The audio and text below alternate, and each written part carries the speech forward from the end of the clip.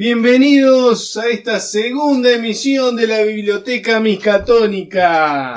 ¿Y con qué los vamos a deleitar hoy? Se preguntarán. Bueno, en nuestro primer episodio, como ya vimos, hablamos de la vida del Conde de Lutremont. Como no podía faltar en este episodio, hoy hablamos de los X-Men.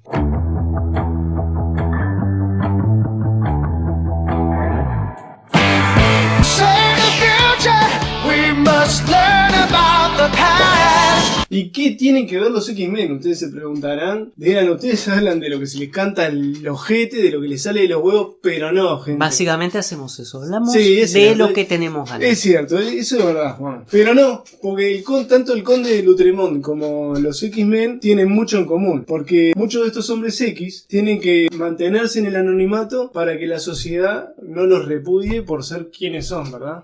Es verdad. Y bueno, pero ¿qué es ser un mutante? Científicamente hablando, un mutante, hablando del cómic, es una persona cuyo código genético ha evolucionado produciéndose un cambio que le otorga a este ser poderes sobrehumanos, los cuales se desarrollan por lo general durante la pubertad. Y bueno, y de la noche a la mañana le puede pasar a cualquiera de ustedes, tanto a vos como a mí, Juan, que le salga alas, garras y bueno, y de repente puedas leer la mente. Bueno, a nosotros ya no nos va a pasar, porque sí, no.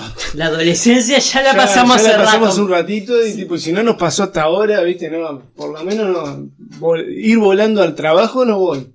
Yo tampoco. Así que, bueno, podemos decir que cuando hablamos de los X-Men, podemos decir que hablamos de una de las franquicias, ¿no?, de mayor éxito de la Marvel. Exactamente. Debutó en septiembre de 1963 de la mano de Stan Lee y Jack Kirby. Y dentro del cómic ha tenido varias ramificaciones. ¿Qué quiere decir eso? De repente salía varios grupos mutantes distintos. Exactamente, ¿no? De repente salía una vez por mes o 2 veces al mes un número de X-Men, pero salía a la vez un número de Uncanny X-Men, de X-Men 2099, o otros grupos medios paralelos como X-Factor, The New Mutants. Eso habla del éxito que tenía. Pero no solo se quedó en el cómic. Y no solo tuvo un éxito, así de una. Porque se puede decir que, bueno, al principio hablábamos del nombre, ¿no? Y no tuvo éxito. Salió en el 63, perdón. Y no tuvo el éxito que esperaba.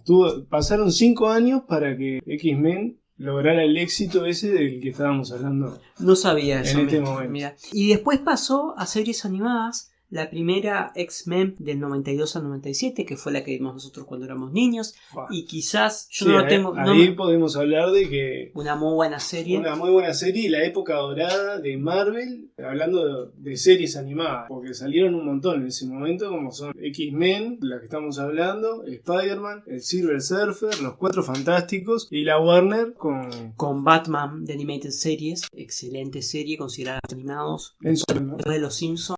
Y ahora nos vamos a los X-Men por esta serie animada. Yo no la tengo tan clara. Creo que fue por la serie animada, pero no lo tengo tan claro. O por los videojuegos, ¿no? O por los videojuegos. Esa también. Sí, que vamos a hablar de eso en 2 minutitos. Después salió X-Men Evolution, fue de 2000 al 2003. Pésima. pero bueno. Te estaba mirando la cara, esa no la vi. Wolverine and the X-Men, que salió en el 2009. Wolverine es el personaje más popular de los X-Men, aunque originalmente no eran los X-Men. Wolverine es creado unos 10 años después más o menos de los X-Men. O sea que hay que esperar al 73 para que creen a Wolverine. Y quizás hasta el 77, 78. Para que entren los hombres X ahí. Exactamente. Y después un anime del 2011, X-Men, otra vez nada más. Y videojuegos. Muy bueno ese anime. Viste que los japoneses juegan con el dramatismo ahí que. No lo vi, pero bueno, lo voy a buscar. Está bueno. En realidad me gustaría volver a ver incluso la serie que veíamos antes, ya con otra memoria y otra. Yo te la presto, la tengo acá, Juan. Y los videojuegos hay 24 de los X-Men y 5 de Wolverine. El primero de todos es Uncanny X-Men, que salió en el 89. ¿Qué es de Nintendo? ¿No? No, vos sabés que no lo tengo anotado eso. O capaz que es de computadora o de Atari. Sí, puede ser. No me imagino un juego de Atari de los X-Men. Y bueno, era el 89. Y el último es Uncanny X-Men, The Days of the Future Past, del 2014. ¿Qué es? A raíz de la película, ¿no? Posiblemente por la fecha. Quería dedicarme 2 minutos a hablar de X-Men Mutant Apocalypse, que es del 94. Gran beat'em up de la Capcom, ¿no? Sí, videojuego supimos jugar cuando éramos niños. Disfrutable al 100% si lo juegan hoy también. Sí, yo lo he rejugado en emuladores, es muy disfrutable, con una jugabilidad entre lo que era Mega Man quizás y la Street Fighter. Uh-huh. y estéticamente muy similar a la serie de dibujitos animados en esa época, por lo que uno como niño los aceptaba enseguida los personajes porque eran tal cual uno los había visto. Sí, a quien no le gustaría, ¿no? Que le salieran garras de las manos y empezarle a dar. Claro, además era Wolverine igual a lo que se te cruce, así. Era Wolverine igual a la serie animada. Y películas, han salido 14 películas en total. Se habrá hecho a plata esa gente. 8, que es de X-Men. La primera X-Men del 2000. La última de la saga principal de X-Men es Dark Phoenix del 2019. 3 de Wolverine, y en especial para mí la mejor es Logan del 2017. Que habla, ¿no? Del Logan viejo, ¿no? Exactamente, del Logan viejo. Esa no la vi, pero dicen que sí. Que es excelente película, excelente película. Fue nominada al Oscar a Mejor Guión Original. Creo que Mejor Guión Original. Algunos mirá, una película de superhéroes, ¿no? Nominada al Oscar. Sí, no es común. Los otros casos tienen que ver, a veces es común en efectos de sonido, efectos especiales. Claro, sí, efectos visuales, todo, sí. Sí, puede ser, sí. Creo que no recuerdo si ustedes tienen algún dato ahí de alguna otra película nominada de superhéroes, ¿no? Estamos hablando a los Oscars. Bueno, están las de Joker. Bueno, Heath Ledger a mejor actor y Joaquin Phoenix también. Cierto. Bueno, pero algunos han dicho de Logan que se parece un poco al Perfecto Asesino, que ¿Al Perfecto Asesino? Sí, tiene eso de... ¿Qué se parece? Tiene eso de un tipo rudo que tiene que cuidar a una niña y se va generando como cierta relación padre-hijo. Pero... Buena comparación, ¿no? Sí, tiene eso en común, es verdad, pero también plantea un montón de cosas con el universo X-Men. Pues vamos a entrar, como el tema de la intolerancia, también el tema de la vejez. Sí, de la degeneración mutante también, ¿no? Porque que es lo que los acerca, digamos, a la humanidad, ¿no? Al ser humano también, al Homo sapiens, digamos. Es verdad. Después salieron 2 de Deadpool. Deadpool no es exactamente un X-Men, pero interactúa. Pero hay un grupo, ¿no? También mutante que forma Deadpool, ¿no? Sí, ahora, sí, hay un grupo mutante. No me acuerdo si Excalibur, creo que era, X-Factor. Y él interactúa, aparece en X-Men. ¿Habrá algún gag ahí seguro? Sí, hay varios gags. Y salió en el 2020 The New Mutants. Que The New Mutants no son los X-Men, pero es un grupo de mutantes y que aún interactúan. Me suena que no la voy a ver nunca esa. Yo la quiero ver, no sé ver por qué, pero me suena, porque he visto últimamente las películas de X-Men. Yo creo que me quedo con la de la Fox, ¿viste? Que todo el mundo me estará puteando del otro lado diciendo, sos un... No, pero para mí la de las películas clásicas de la Fox de los X-Men, yo la quiero ver porque está Maisie Williams. Un fanático de Game of Thrones acá. Sí, por supuesto.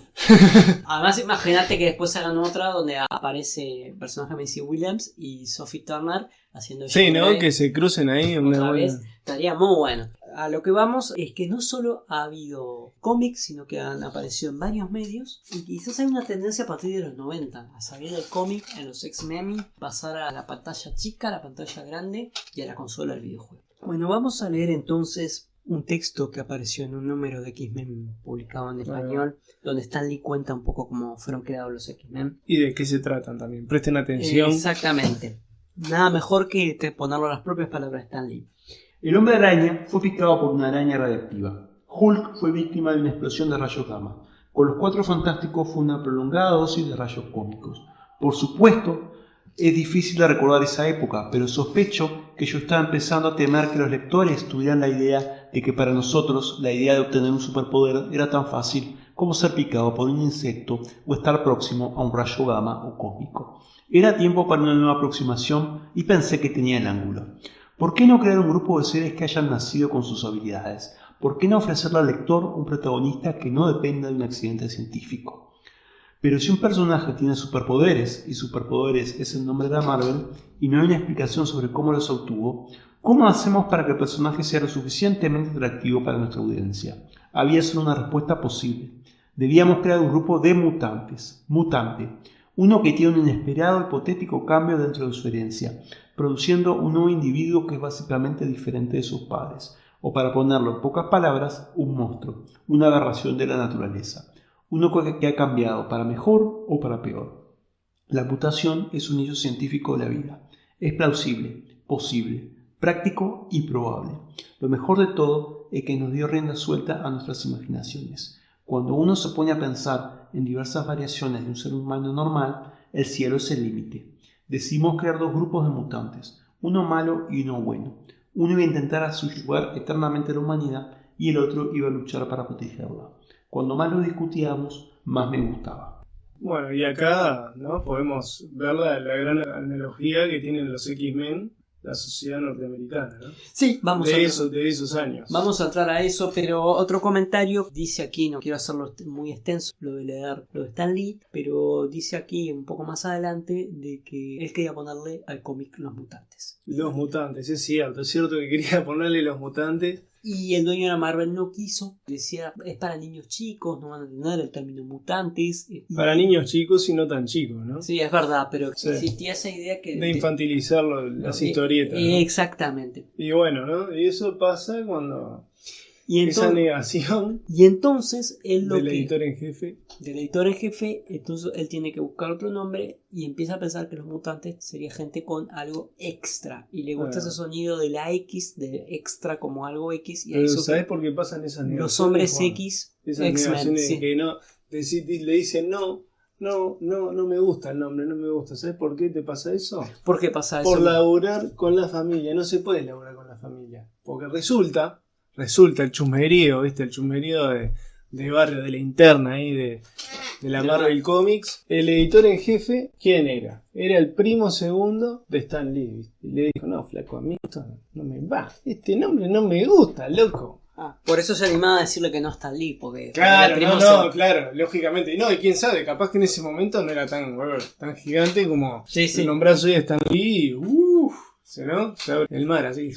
Totalmente, sí. Gran actor de cameos Stan Lee. ¡Pah! Se habrá aparecido, ¿no? Sí. En las películas de Marvel. Y todavía creo que siguen apareciendo, ¿no? Sí. No sé cómo hace. No, claro. Lo que hace la magia de los efectos, ¿no? De esta manera Stan Lee creó los X-Men. Los X-Men. Y los X-Men dentro del cómic es la escuela para niños especialmente dotados que tiene Charles Xavier, uno de los protagonistas. Y en esta escuela es donde les enseña a estos mutantes a utilizar sus habilidades. Porque ellos nacen con las habilidades, pero no saben hacer cómo utilizarlas. Y también... y cómo sobrellevar la situación, ¿no? Exactamente, cómo sobrellevar la situación. En su vida diaria, digamos. Totalmente. Y porque además muchos de estos mutantes son rechazados en la sociedad. Entonces no pueden ir ni siquiera... Como pasa época en realidad, ¿no? De Estados Unidos. Sí. No pueden ir a una escuela normal a estudiar física, matemática. Ojo, también estudiaban física y matemática. Qué embole, ¿no? Ser un superhéroe, digamos, de cierta forma, un tipo con poderes, pero igual, la matemática, la física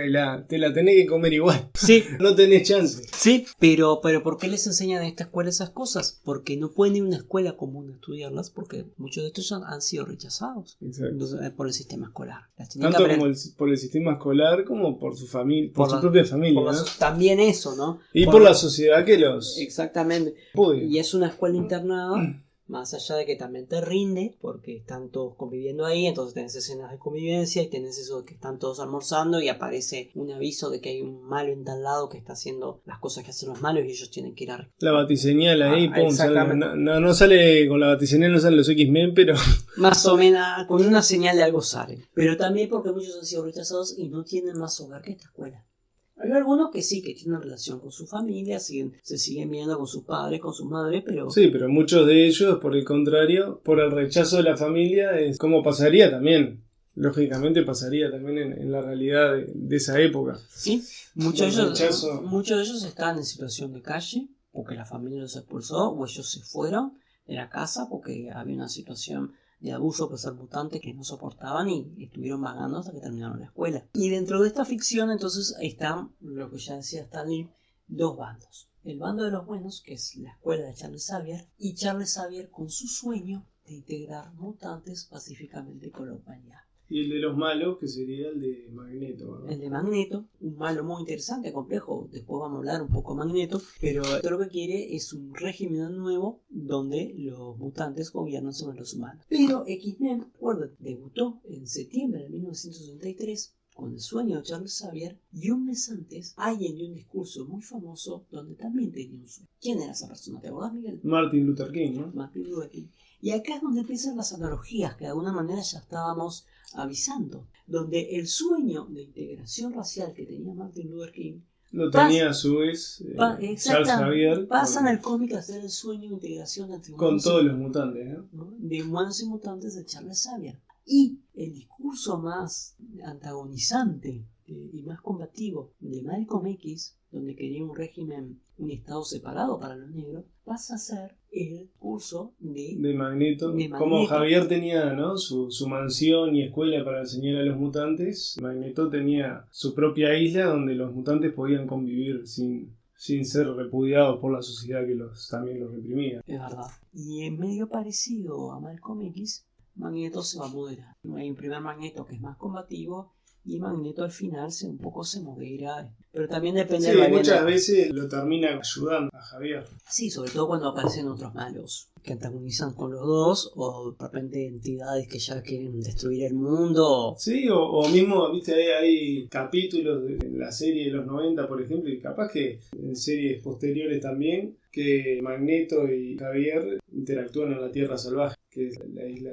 de Magneto. Sabes que me acuerdo poco de los dibujitos animados. Pero lo tenés que prestar, Juan, porque por favor, no tiene desperdicios así. Incluso mejor que series posteriores de Marvel. No sé si en cuanto a animación, pero en cuanto a adaptación de cómic, creo que se lleva más de un aplauso. Yo la seguía, pero muy intermitentemente. Por un tema ¿viste? Por un tema de horario. Cuando éramos chicos, Juan, era como veías el primer capítulo de los X-Men y el próximo domingo veías el capítulo, no sé, 530 de los X-Men. Y decías, ¿qué carajo pasó en el medio? Porque no te enterabas de nada. Exactamente. A la persona que decidía qué capítulo... Sí, creo que lo fusilaron hace poquito ahí. No lo fusilaron. Yo seguro que no lo fusilaron, ¿sabes por qué? Porque seguramente por cómo funciona la televisión. Lo colgaron de las bolas, seguramente. No, seguramente era eso que vos decías, trabajar con la familia, era el primo, el hijo, el sobrino del dueño del canal de televisión. Y todavía está ahí, seguro. Sí, es el gerente general, el gerente de producción. De programación. Sí, y vos decís cómo es inútil está ahí, bueno, porque es el primo, el pariente de alguien, porque así funciona la televisión uruguaya. Exactamente. Ese recortó todos los capítulos de los X-Men en Cine Baby. Pasamos del capítulo 1 al 30 y después volvimos al 12. Y vos te acordás en Pato Aventuras, no tiene nada que ver. Sí, no. Que pasaba muchísimo. Que igual también, digo, en ese tipo de series como que en realidad no importaba, ¿viste? Si veías el primer capítulo de cómo inició Rico McPato y después veías el 10º y te importaba 3 huevos, digamos, porque es así. Sí, pero a veces habían algunos capítulos divididos en 2 o en 3 partes. Vos empezabas a ver el primero y te quedás como, mañana ver el siguiente. Ah, sí, te rompía toda la ilusión. Te ponían otro que nada que ver y no les importaba. Te estaba preparando para la vida eso, ¿no? De que capaz que si algo tan chiquito como una serie animada te tira al suelo, bueno. Capaz que era eso, capaz que te estaba preparando para la vida. No había pensado por ese lado. Pero bueno, entrando en la escuela de Mutantes X-Men, una cosa que es interesante es que tenemos como diversos tipos de personajes. Desde, por ejemplo, Jean Grey, que uno se la cruzaría por la calle, lo único que le llamaría la atención es la pelirroja despampanante que uno acaba de ver y nada más. Pero de repente tenemos, quizás bajando en esa escala, por decirlo de alguna manera, por ejemplo, los personajes femeninos del cómic de X-Men, son Bocato y Cardinales, ¿no? Sí, por lo general se ha considerado que el cómic es dibujado por hombres y para hombres. Seguramente leían cómic justamente por eso, ¿no? Se detienen mucho los ilustradores en el físico femenino. Eso es verdad. Tema para analizar quizás en otro momento. Sí, porque si no vas a cortar las patas. Pero siguiendo, por ejemplo, tenemos a Cíclope Scott Summer, que es un tipo alto, bastante pintún, que lo único que tiene raro que como tira rayos por los ojos, necesita usar lentes especiales para controlar esa habilidad. Muchas veces, eso es interesante. De diamante, ¿no? Los lentes. Sí, creo que eran de rubí. La rubí, ahí va. Exacto. Muchas veces controlar la habilidad implica un conocimiento o algún aparato, algo que les ayuda a controlar la habilidad. Uno se cruzaría con Scott Summer por la calle y quizás le llame la atención que tiene unos lentes de sol de un color extraño, pero nada más. Pero Scott Summer necesita utilizando siempre esos lentes. Tiene de hecho 2 juegos de lentes. Los lentes de todos los días y otro que son los lentes de combate, que es el que aprieta, crea un botón o algo y puede disparar rayos. Pero aparte es interesante, ¿no? Porque el poder que tiene cada uno de los personajes, si lo vamos a ver, también es parte de una discapacidad, ¿no? Porque el no poder ver, le otorga el poder. Y eso es bastante interesante también, ¿no? Sí, él puede ver. Sí, pero puede ver ver a través de los lentes. Con los lentes. Con esos lentes, si no, no puede ver. Si se saca esos lentes, te vuela medio el lugar en el que esté, ¿no? Es verdad. Después está, por ejemplo, Wolverine, que tiene como algunas cosas medias animalescas en su aspecto. Una barba rara. Tiene como una... Uñas quizás un poco más largas y creo que tiene como una dentadura Sería más... como un híbrido entre humano y animal, ¿no? Pero de repente te lo cruzas por la calle y no te das mucha cuenta, si andas distraído. Pero sí, te llamaría muchísimo la atención si te cruzas en la calle con Bestia Hank. Que es como la transformación completa de lo que sería Wolverine, ¿no? Sí, en su aspecto Se físico, puede decir, porque es totalmente animal. una mezcla entre ser humano, simio y oso, quizás. Sí. Por algo es algo que no, en realidad tiene forma, digamos, ¿no? Sí, su nombre en código es Bestia, pero ¿vos lo defendés a él como una bestia? No, a su vez, digo, a pesar de que en apariencia, ¿no?, es una bestia, es un gran filósofo. ¿Gran ¿no? filósofo? Que nadie se lo esperaría. Un tipo que vos ves que es todo peludo, con colmillos, con uñas, que de repente es una mente brillante. Sí, un tipo brillante, muy inteligente, muy buen amigo, como el amigo de todos. Ah, es cierto. ¿Vos te acordás? Es una de las escenas que más me quedaron de la serie Dibujitos Animados, porque esta escuela está supuestamente en las afueras de Nueva York y que en un capítulo hay una exposición de Picasso en el Museo de Nueva York y él va a verlo. Sí. Y él está fascinado mirando esos cuadros de Picasso. Sí, incluso empieza a comentar la pintura a una señora que estaba parada al lado y la tipa lo mira así y dispara, sale corriendo, pues dice, ¿qué es lo que generaban los mutantes? Además que en ese caso ni siquiera la podés condenar a la señora. Si te pones a Sí, pensar. no, te estás encontrando a un bicho peludo de... Andás a ver, digamos que en la serie no lo identificás qué altura era, pero seguramente es un bicho bastante grande. Te estás cruzando con una bestia que te está diciendo, wow, qué buena pintura. No te lo esperás. No. La sorpresa lo entiendo, de la señora por lo menos en ese momento. O por ejemplo otros personajes como Rogue, llamada en español Titania, o a veces Pícara, Sí. que su aspecto es bastante normal. Sí, también otro mujerón que no... Pero que su poder y su maldición es absorber la energía vital de quien toca. Exacto. Y eso le impide tener contacto físico. Qué importante, ¿no? Sí, Digo, porque además te aísla la sociedad, porque en este caso la sociedad los repudia, y a su vez vos no podés tener contacto con esa sociedad o con esa persona que tenés al lado y que está, en muchos casos son intereses románticos y no hay forma de... No tiene de ninguna de las formas de acercarse, ni a través de la sociedad, porque lo repudia, de la persona que tiene al lado. Sus necesidades afectivas, Totalmente emocionales, anuladas, sexuales, ¿no? Sí, o por lo menos mucho más difícil de desarrollar. Además vos te acordás, creo que es la primera de X-Men, que empieza con ella. Uh-huh. Que es una gurisa que está yendo al liceo, tiene un noviecito, se pueden apretar y de repente queda en coma el flaco ahí. Exactamente. Igual era como para no quedar en coma con Titania. Y ahí se le despierta superpoder. Y ella se asusta y se va de la casa. La verdad. Y termina vagando hasta que llega a la escuela. Que la hacía Anna Paquin. Mira. Muy buena interpretación. No tenía idea del nombre de la actriz, la verdad. No. Muy buena interpretación de Anna Paquin. Pero entonces la analogía con ciertas discapacidades. Exacto. El no poder ver, el no poder tocar, el no poder sentir, o sea... El ser físicamente distinto. Que muchas veces hay algunas deformaciones congénitas que de repente vos ves a alguien con un brazo como quebrado. Y siempre pero yo me estoy refiriendo a la realidad. Sí, por eso. Ese tipo de cosas muchas veces, no te digo que te generan rechazo, pero una sensación extraña muchas veces. Sí, totalmente. La mayoría de las personas. Totalmente. ¿No? Es algo que a mí me pasa a veces, genera sensación extraña y como me siento mal. Como de choque, ¿viste? Y uno se siente mal como diciendo, pero ¿por qué? Si está... Es una persona igual que yo. Por supuesto. ¿Viste? Y pasa eso, pasa muy seguido. Y más en la sociedad en la que vivimos que por lo general le teme a lo que es diferente o a... Exactamente.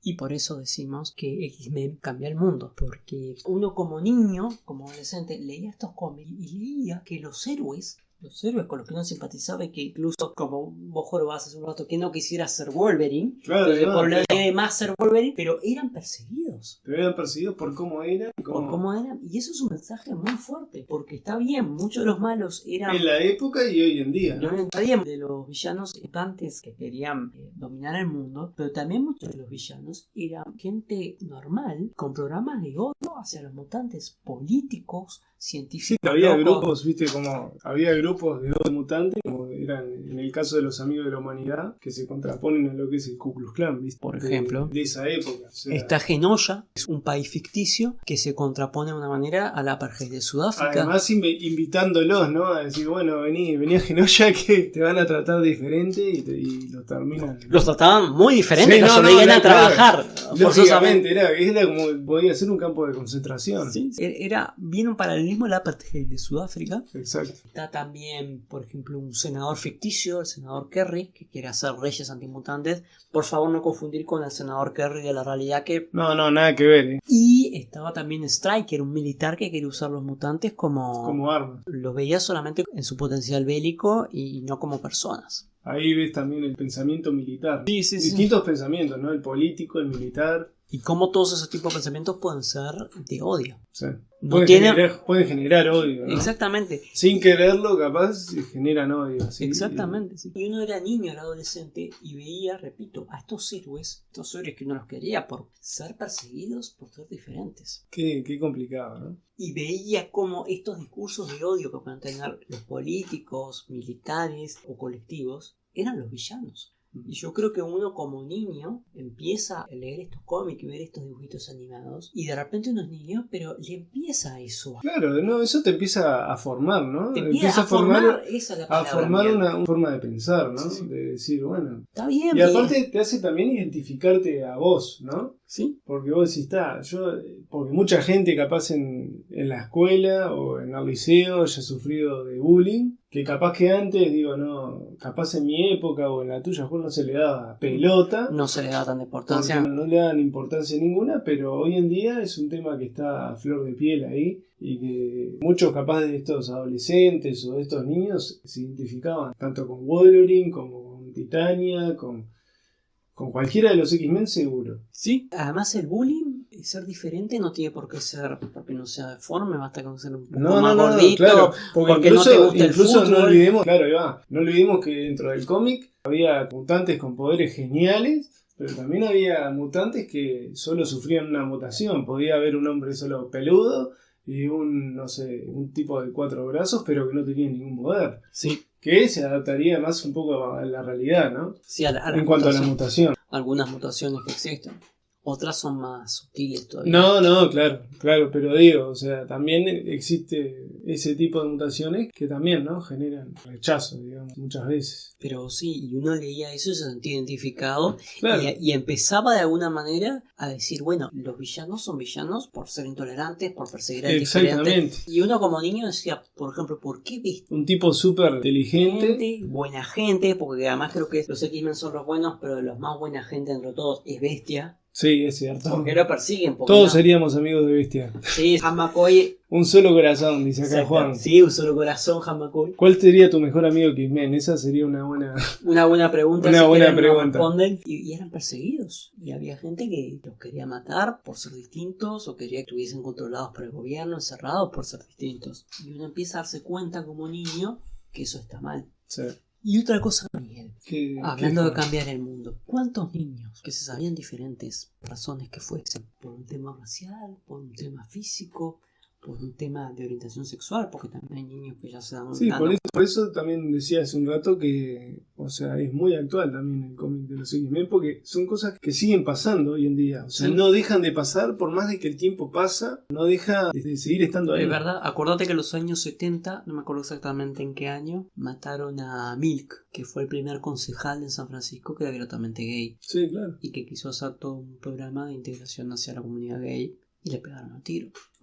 Pero ¿cuántos niños que se sabían diferentes de alguna manera o se sentían diferentes? No, encontraron un refugio, ¿no? En los X-Men también. Exactamente. Porque muchas veces, como niño, además de identificarte con el héroe en cuestión, que puede ser cualquiera de los X-Men, encontrás un refugio, ¿no? Eso, encontraban en esta escuela de Charles Xavier un refugio. Por supuesto, un refugio ficticio, pero por lo menos que existía un lugar en la imaginación, aunque sea la imaginación, que les permitía, donde iban a ser aceptados. Uno puede decir, está bien, es ficticio, pero por lo menos, aunque sea en la imaginación, hay un lugar. Siempre hay un lugar en la imaginación. Sí. Y eso también yo creo que era muy poderoso. Era y es. El poder de las historietas. Ahí podemos ver reflejado el poder de las historietas. No solo de los X-Men, sino de la historieta en general. Sí. Las obras ficticias. Sí, sí. Se ha dicho, siguiendo con las analogías, la cultura de Estados Unidos, de que la cabaña del tío Tom fue importante para tal la cual. abolición de la esclavitud. Sí, No lo sí. tengo muy estudiado eso, pero sí. No, pero es real, sí, es cierto. Dicen que cuando Lincoln conoció al autor de La cabaña, el tío Tom, le dijo medio jocosamente: así que usted es la persona que inició todo este lío. Le debe haber dicho, me imagino, un gusto conocerlo. Dicen que tenía buen sentido del humor, Abraham Lincoln. También, por eso le pegaron un tiro.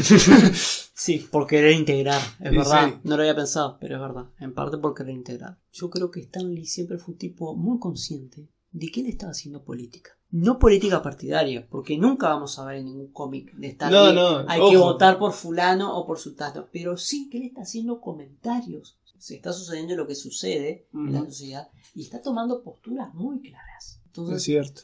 por supuesto, él nunca dice voten a fulano, a sultano, porque además eso sería No, muy... y tampoco te obliga dentro de la historieta a vos seas, no sé, que te guste más Charles Xavier o Magneto. Sí, O sea, él es muy... En eso es verdad, porque él no pone una escena final donde digan: niños, miren que está muy mal No, discriminar. y nunca te está diciendo Magneto es malo. Nunca O sea, pasa. en un principio capaz que los pone como, porque tiene que existir un bueno y un malo, pero va evolucionando la historieta, no te dice, bueno, este es malo y este es bueno, y tampoco te elegir. Es muy hábil en presentar los buenos y los malos sin tenerte lo que decir, él es el bueno. Claro. Y además te das cuenta que los dos grupos mutantes sufren de lo mismo. Es verdad. Y bueno, y Magneto, que es el gran villano de alguna manera de los X-Men, es un sobreviviente del Holocausto también.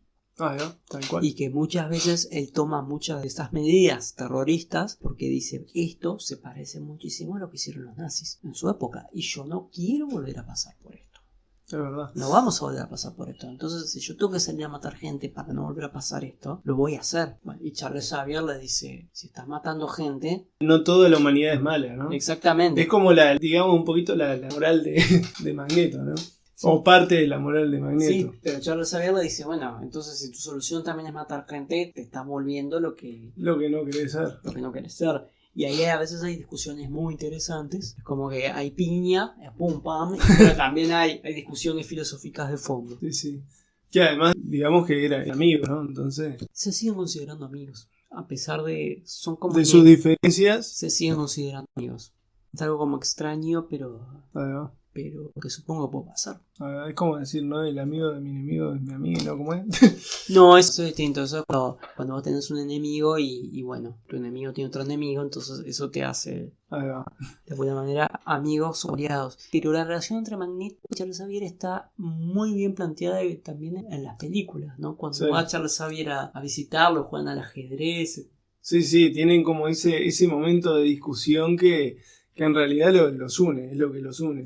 Y que es como que vos sabés, pese a todo, están dispuestos a dar la vida el uno por el otro. Exacto. La verdad que... Yo creo que es un cómic que hay que leer. Sino que nadie debería perderse de conocer, si todavía no lo conocen, de poder conocer los X-Men, ¿no? Y de entender la importancia cultural que ha tenido y que ha cambiado un poco Espero el que esto ayude, aunque sea un poquito. mundo. Sí, y que ha cambiado un poco el mundo. Por supuesto, y cuando decimos esto, no nos O queremos nos ha olvidar. mostrado una forma también no sé si cambiarlo, pero nos ha mostrado también una forma de ver el mundo, ¿no? Sí, y con esto no queremos negar todos los colectivos Sí, no. que han luchado por los derechos civiles de muchísimos sectores, que por supuesto que han estado ahí al pie del cañón, que han hecho muchísimo trabajo. No estamos negando claro, eso. No, nadie nega eso. Nadie No niega es- eso. Digo, pero- es más, todos esos colectivos son parte de esto. Sí, son parte de esto, pero también quizás muchos niños, mucha gente ha empezado a entender estos colectivos gracias A los X-Men. Exactamente. Es verdad, es verdad. Mejor dicho, la verdad, imposible. Como un broche de oro. Por eso creemos que es el cómic que ha cambiado el mundo, el que más peso ha tenido en el mundo que vivimos. Por algo, hoy. digo, como dijimos al principio, es la franquicia de mayor éxito dentro de Marvel Comics, ¿no? Sí, por algo lo es, y repito, por algo decimos que es el cómic que ha cambiado el mundo. Después podemos discutir que como cómic pueden haber cómics mejores, peores, pero que la importancia y que el impacto que ha tenido en el mundo en el que vivimos, creo que ninguno ha tenido el impacto que ha tenido aquí. Es cierto. La verdad que es cierto, no hay otra forma de decirlo, ¿no? Y bueno, y si opinan diferente a nosotros, estaría bueno que lo hagan saber y que comenten si pueden llegar a este podcast. Sí. Además ahora hemos abierto una página de Facebook, tenemos un Twitter, próximamente Miguel va a hacer un Instagram. Bueno, ya metió presión ahí, Juancito. Por supuesto. Qué raro, Juan metiendo presión. Estamos en YouTube, estamos en SoundCloud, estamos a través de la red de Anchor, que salimos por Spotify, Google Podcast y otros que ahora no recuerdo. No, si nos buscan nos pueden encontrar. Sí, y comenten, gente, que siempre es bueno saber y conocer otras opiniones. Y bueno, y si tienen algún tema del cual quieren escuchar y también, ¿no? Después de que nos viene bien, porque digo, recién estamos empezando, y todo lo que quieran escuchar, coméntenlo y digan, modo, ¿por qué no hablan de, no sé, de por qué la vaca da leche y no da yogur? Lo que quieran. Sí, si nos interesa, investigamos por qué la vaca. Y si no nos interesa, también. Hablando de meter presión. Ahí va. Bueno, un placer haber compartido. Nos vemos en el próximo capítulo. En el próximo capítulo de la Biblioteca Miskatónica.